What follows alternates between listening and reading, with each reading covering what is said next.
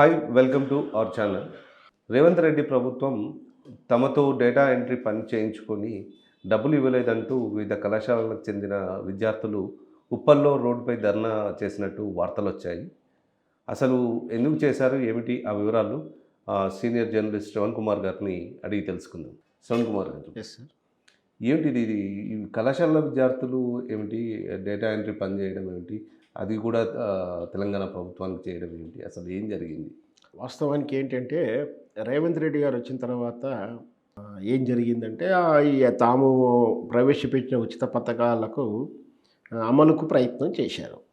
అది ఏ విధంగా ఇవ్వాలి, ఏ బేస్ని ఇవ్వాలి అంటే, మీరు అప్లై చేసుకోండి, మీకు అర్హత ఉందో లేదో మేము పరిశీలించిన తర్వాత మీకు ఎలిజిబిలిటీ ఉంటే మీకు అటువంటి పథకాలన్నీ కూడా మేము ఇస్తాము అని చెప్పేసి ఒక అప్లికేషన్ విధానాన్ని తీసుకొచ్చింది. అది ప్రజాపాలన. మున్సిపాలిటీ, గ్రామ పంచాయతీ, వార్డు వైజ్గా, యూనిట్ వైజ్గా చేసుకొని మొత్తం మీద ఒక వారం రోజులు అనుకుంటా మంచి కార్యక్రమాన్ని నిర్వహించి ప్రజల నుంచి అప్లికేషన్లు తీసుకుంది.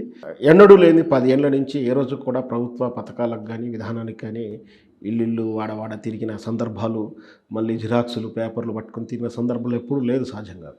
సరే, ఏదైతే జిరాక్స్లకు వచ్చింది ఖర్చు ఏం కాదు, తిప్పలేం కాదు కాబట్టి ప్రతి ప్రజానీకం కూడా అప్పటికప్పుడు ఈ ఆధార్ కార్డులు అప్డేట్ చేసుకోవడాలు, అదంతా పర్యవసానం, అంత ప్రయాసంగా అనిపించినా కూడా చేసుకున్నారు. సరే, ఏదైనా సరే ఉచిత పథకమైనా ప్రభుత్వ పథకమైనా ఏది కూడా అంత ఈజీగా రాదు కాబట్టి, ఏదో కష్టపడింది రాదు కాబట్టి మొత్తం మీద అప్లై చేసుకున్నారు. అప్లై అంటే ఏ విధంగా చేసుకున్నారు? వాళ్ళు పేపర్ మీద ఇస్తే దాని మీద ఫిల్ చేసుకొని డేటా అయితే ఇచ్చారు. మరి వీటిని స్క్రూటినింగ్ చేసే విధానానికి ముందు ఏం చేయాలి అంటే, కంప్యూటరైజ్లో టైప్ అవ్వాలి, కంప్యూటర్లో డేటా ఎక్కాలి.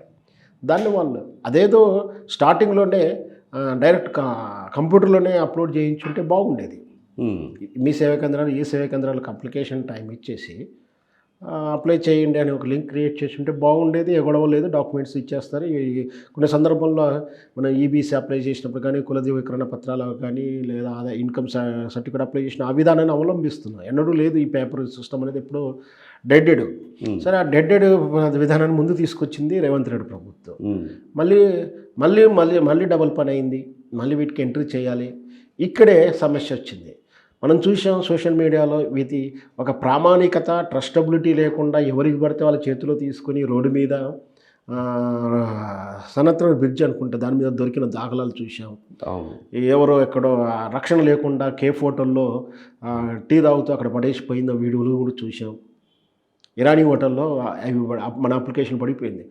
అంటే దానికి ఒక పేపర్ ప్లేట్లుగా మారడం కూడా చూసాము. అంటే ఏంటి అంటే నమ్మకాన్ని కోల్పోతుంది. మరి మా డేటా ఉంది మీకు అట్లా వెళ్ళి అనడం కాదు, ప్రజల్లో విశ్వసనీయత పోయింది.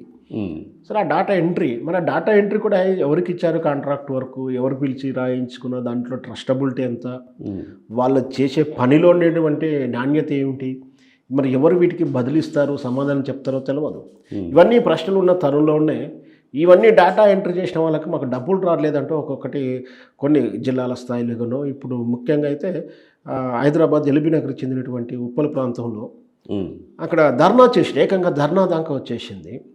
అంటే ఇక్కడ ఇవన్నీ కూడా ఏంటంటే ఏదో మభ్యపెట్టి అయితే ప్రభుత్వం ఆ పాలనలోకి వచ్చాం కానీ మెచ్యూరిటీ లేదు. ముఖ్యంగా తాను కూడా చెప్పాడు, నీకు అనుభవం లేదు, ఎలా పరిపాలిస్తామంటే ఏదో గుంపు మేస్త్రి ఏదో సామాన్ చెప్పుకుంటూ వచ్చాడు. అన్మెచ్యూరిటీ. ఆ గుంపు మేస్త్రి చేయడానికి కూడా అనుభవం ఉంటేనే కానీ గుంపు మేస్త్రి అవుతారు. ఆ విషయం కూడా ఒక అవగాహన లేకపోవచ్చు. అంటే అనుభవం అక్కర్లేదు పని చేయడానికి.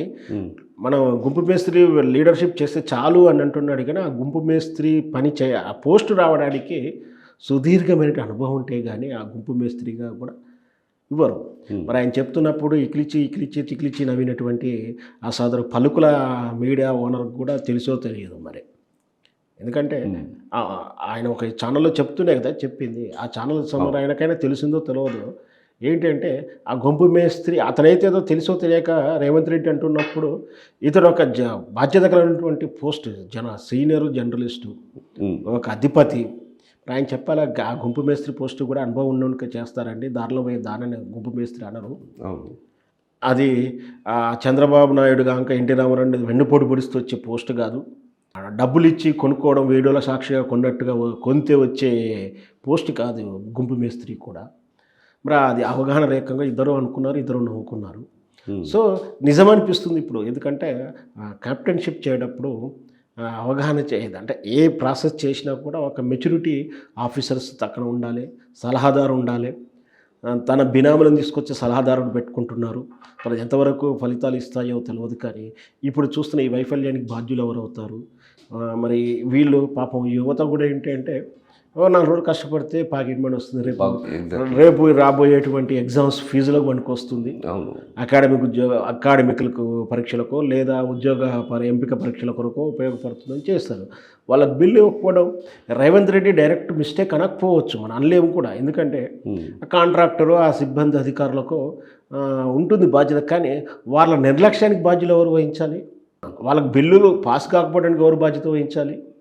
వాళ్ళ నిర్లక్ష్యానికి ఎవరు బాధ్యత వహించాలంటే అల్టిమేట్ మళ్ళీ రాష్ట్ర ప్రభుత్వం ప్రతినిధిగానే ఆయనే చేయించాలి.